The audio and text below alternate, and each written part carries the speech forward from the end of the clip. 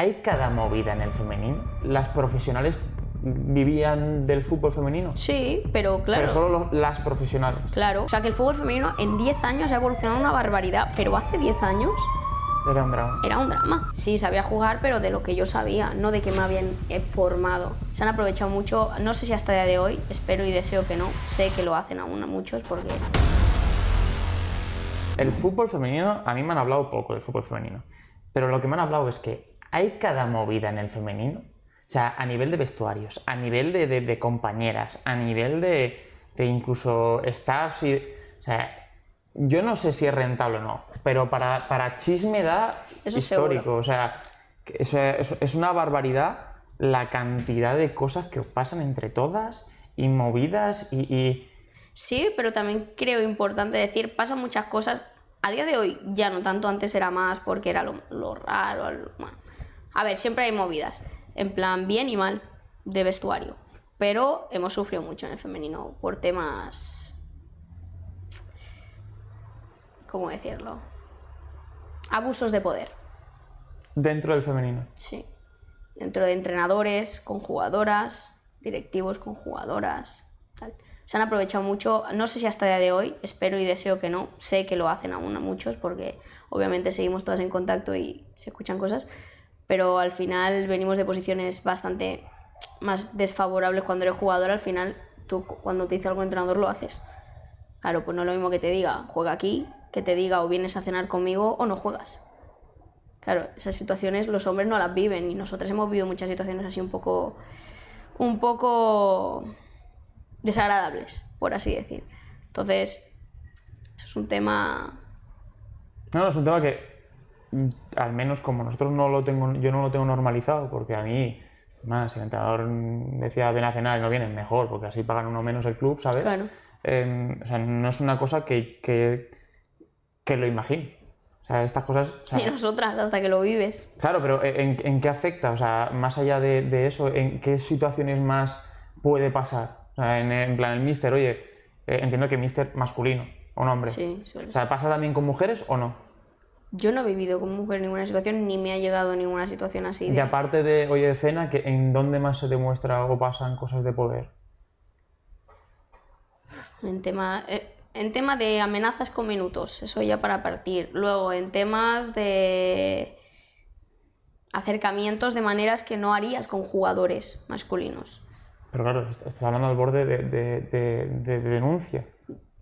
Me refiero, o sea, acercamientos... No, es que yo nunca lo he vivido en primera persona, acercamientos heavies de denuncia, pero sí que he escuchado historias así. Entonces, por ese lado sí, hay mucho drama y hay muchas movidas en el fútbol femenino, como en todos lados yo creo. En vestuario obviamente hay más cosas a lo mejor que en masculino, Sí, bueno, por X motivos. Es más igual, ¿no? La manera que lo llevamos los hombres y las mujeres, que el hombre nos pegamos de hostias y después como si nada, igual la Nosotras mujer... somos un poco más rencorosas. Sí, bueno, a ver, en también, primera persona. Claro, también depende de las chicas y los Sí. chicos, que también hay alguno que te guarda la matrícula, pero en líneas generales igual queda más ahí en el fútbol.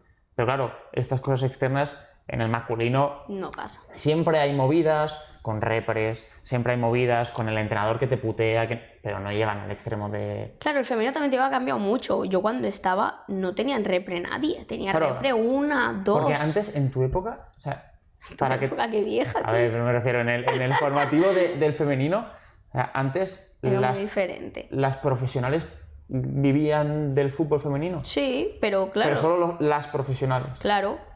Y si se te acababa, a lo mejor ellas cobraban una que cobrara muy bien 1.000 y pico. La que cobraba 2.000 ya era una locura. Te estoy hablando de San Gabriel, no sé si Barça, a lo mejor, porque Barça siempre ha invertido mucho, pero yo, por ejemplo, tenía conocidas en Barça B, que es aquí los chavales de un Barça B, no sé cuánto pueden cobrar, pero a lo mejor cobraban 300 euros al mes. En un Barça B de hace, ¿qué te estoy hablando? 6 años. 7. Es una locura, o sea, que la diferencia. Es muy heavy. Y gente que a lo mejor se tenía que mover de ciudad. Entonces, a lo mejor las jugadoras que estaban en primera división, sí, en ese momento podían vivir del fútbol. Pero si se te acaba el fútbol, tú no tenías, yo qué sé, estudios o un plan B, no tienes para vivir después de... Y tampoco vives de una manera No, loca. o sea, si es el sueldo de esos 1000 euristas, tampoco También es verdad que ahora muchas de esas, por ejemplo, creo, si no me equivoco, Aitana es mi generación. O sea, a día de hoy sí puedes vivir del fútbol bien, porque ya hay repercusión, ya hay marcas detrás, ya hay mucha más Sí, pero estamos hablando igual también de... de una muy concreta. Claro, es como no, la gente que asocia al futbolista, no, tienen contratos millonarios. A ver, sí, pero claro, las cifras que mueven los grandes equipos, los grandes jugadores, es la que asimilamos a todos. Un tío que juegue en el Osasuna, con todo el respeto, igual está ganando mucho dinero, pero no son millonarios los contratos, Sí. o no tanto. Entonces, nosotros asemejamos, claro, Alexia Putellas, Aitana, estos perfiles, no voy a repetir los mismos nombres porque son los que conozco, pero Ya, esta ¿alguno gente más? ganará más que el que juegue en el Osasuna. O sea, Sí, esta de sí. manera directa con el Barça o indirecta con marcas, pero no es lo general. No, pero yo creo que ahora sí que se invierte mucho más. Ahora yo creo que todas las que están en un primer equipo, no sé ¿Hay si mínimo todos los equipos... Sí. en primera división? Ahora sí, creo que es que a lo mejor me voy a inventar las fechas, porque yo estaba fuera y tampoco me he enterado mucho ya. Pero creo que hace 2 o 3 años se impuso un mínimo para que esto empezara a crecer. O sea, que el fútbol femenino en 10 años ha evolucionado una barbaridad, pero hace 10 años Era un drama. era un drama. En el tanto de poder vivir de ello, de lo que había detrás, de que no había marcas igualmente que querían invertir. Ahora todo se está volcando mucho más. Claro, yo entiendo que tú, cuando eras joven, tampoco visualizabas ser futbolista. ¿Qué va? Si yo no sabía ni que podías ganar dinero de ello. O sea, no era algo que yo tenía, que se podía, que existía. Hasta que fui a Sangra y lo vi. Y ahí dije, hostia, pues sí que puedes llegar a vivir de ello. Pero claro, en cadete. Yo a lo mejor estuve de formación hasta cadete jugando fútbol por jugar.